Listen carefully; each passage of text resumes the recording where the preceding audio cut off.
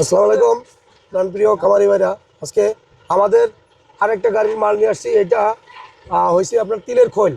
গো খাদ্যের জন্য তিলের খৈল অত্যন্ত জরুরি একটা বিষয়।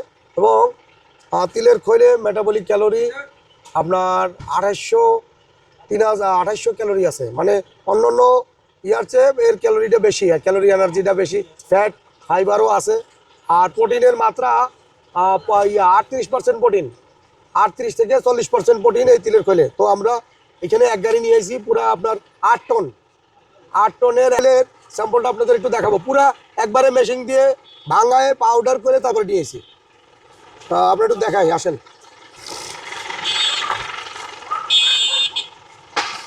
গাড়ি লোড দিয়ে তারপর নিয়েছি, সম্ভবত দেখা লাগবে, আমারটা দেখা লাগবে।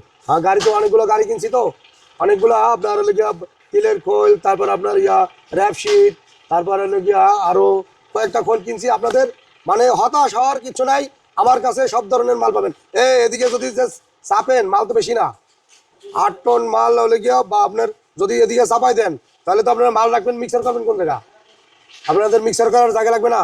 এখন এই মালগুলা, এই যে ডিআরবির যে এখানে কত টন আছে, আরো এই মালগুলোটার একটা সাইড করা লাগবে, সাইড করে এগুলোরে আপনার উঁচু করা লাগবে। লোকের দরকার, সেটা লোক ছাড়া তো হয় না। তো মোটামুটি আপনার আজকে এই মাল ঢুকলে, আর বাদামের খৈল আরও যে খৈলগুলো আছে এটা কই রাখবো। হ্যাঁ, আরও যে খৈলগুলো আসে আসতেছে, আরও এক গাড়ি আসবে, 15 টনের এক গাড়ি আসবে। ওই মালটা আমি কই রাখবো? আমার তো গোডাউনে যে মজুত করার যে মানে মেডিসিনের জন্য তো জায়গা হবে না। তো মানে এই একটা সাইড যদি মেডিসিন রাখি, তাহলে যে কাঁচা মালগুলা এইগুলো রাখার জন্য তো এই গোডাউন তো আমার এনাফ না। ভাই আপনারা কি খামারি? আচ্ছা, এই ধরেন আমি আমার এলাকে প্ল্যানিং সাজাতে পারতেছি না। প্ল্যানিংটা কি গাড়ি একটার পর একটা আসতেছে। আগে এসে সিরার খুদ এটার ভিতরে আপনার ওই গোখাদ্যর জন্য নিয়েছি। আজকে আবার নিয়েছি তিলের খৈল। একটু স্যাম্পলটা একটু দেখানো যায়, একটু দেখাতে পারে, দিয়ে দেখানো যায়। একটু স্যাম্পল একটু দেখান তো, খৈলটা একটু স্যাম্পলটা দেন, হাতে করে নিয়ে আসেন। এই যে আচ্ছা, এই যে একটু খৈলটা দেন, তীরের খৈল দেখা যান। সেন্টা দেন তো, একটু সেন্টা দেন। এই বাইরে হয়েছে দুজন গরুর খামারি নাকি? হ্যাঁ, কেমন লাগে সেন্টা? একবারে গুঁড়া, একবারে পাউডার করা। দেখেন আমরা পুরা মেশিন দিয়ে পাউডার করে তারপরে 3 দিন সময় নিছে। 8 টন মাল তারা পাউডার করার জন্য 3 দিন সময় নিছে। এই 3 দিন বসে পাউডার করে তারপরে পাঠাইছে। এবং পাউডারের স্যাম্পলটা দেখেন, তিলের খৈলের স্যাম্পল। আর সেন্টটা কেমন ভাই আপনারা বলেন তো? হ্যাঁ, ভালো, একটু জোরে বলেন, শোনা যায় না। সেন্ট ভালো, তিলের খৈলের সেন্ট না? আপনি সেন্ট পাইছেন? তিলের খৈলের সেন্ট। আচ্ছা, যাই হোক, সেন্টটা মার্শাল্লাহ আলহামদুলিল্লাহ। মানে যার কাছ থেকে স্যাম্পলটা নিয়েছি উনি আসলে মানে কথা কাজে মিল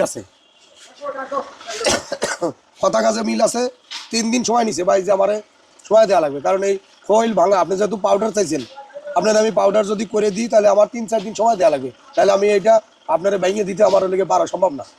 বাদামের খৈল বলেন, তিলের খৈল বলেন, তারপরে ওই যে কালিজিরার খৈল, তারপরে আপনার ওই যে র্যাপশিট, এগুলো ভাঙানো ছাড়া সম্ভব না। তো বর্তমানে আমি এইভাবে খৈলগুলো ভাঙাই নিয়ে আসতেছি। তো ভাঙাই নিয়ে আসতেছি আমাদের গোখাদ্য গরুর জন্য, এবং খামারি যারা আছে ওনাদের যেন কোনো সমস্যা না হয়। আমার 1 টাকা খরচ বেশি হোক, সমস্যা নেই, ভাঙায় নিয়ে আসলে ওই ভাইদের যেন কোনো সমস্যা না হয়। আর এইটায় 40% প্রোটিন আছে, 38 থেকে 40, অর্থাৎ অন্যান্য তিলের খৈল, সরিষার খৈলের চেয়ে প্রোটিনটা বেশি। আমাদের সরিষার খৈলে একটা অ্যামোনিয়া গ্যাস তৈরি হয় গরুর পেটের ভিতরে। এই জন্য সরিষার খৈল আমরা কেন খাওয়াই না এই কারণে, গ্যাসযুক্ত খাবার যদি খাওয়াই তাহলে পেটের ভিতরে একটা অ্যাসিড তৈরি হবে গরুর। তো অ্যাসিড তৈরি হলে পরে কী হবে? গরুর খাওয়া দাওয়া কি বদ হজম হবে, পাতলা পায়খানা হবে, ডায়রিয়া হবে, অম্বতা তৈরি হবে। তো যাই হোক, শব্দ দূষণের কারণে আমরা একটু সাইডে আসি। মাল তো বেশি না, 8 টন মাল, তা মোটামুটি আপনার হয়ে যাবে ইনশাল্লাহ। 8 টন মাল মানে এই লাইন দিলে আর এক লাইন দিলে মনে হয়ে যাবে নাকি? হ্যাঁ, এরপরে মেডিসিনগুলো একটা সাইড করা লাগবে।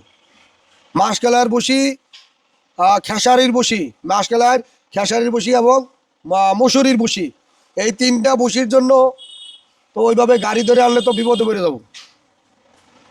যাক, এই খৈলগুলো যেগুলো তারপরে আনা লাগবে, তিলের খৈল তারপরেও আনা লাগবে, নাহলে আমি কস্টিংয়ে কুলাতে পারবো না। আমার কস্টিং, আমার স্বপ্ন, আমার আশা।